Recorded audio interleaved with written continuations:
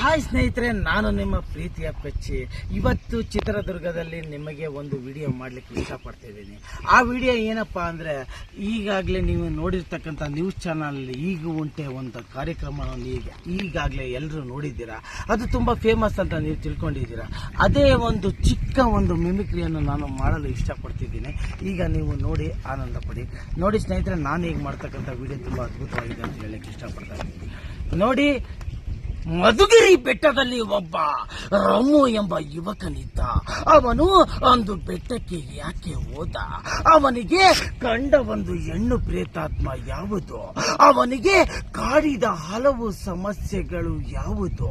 ಆ ಸಮಸ್ಯೆಗಳನ್ನು ಹುಡುಕುತ್ತಾ ಪರಿಹಾರವನ್ನು ಕಂಡುಕೊಳ್ಳಲು ಅವನು ಯಾವ ದೇವಸ್ಥಾನಕ್ಕೆ ಬಂದ? ಆ ದೇವರು ಮಾಡಿದ ವಿಶೇಷವಾದ ಪವಾಡಗಳೇನು? ಆ ಪವಾಡಗಳ ಹಿಂದಿರುವ ನಿಗೂಢವಾದ ರಹಸ್ಯಗಳೇನು?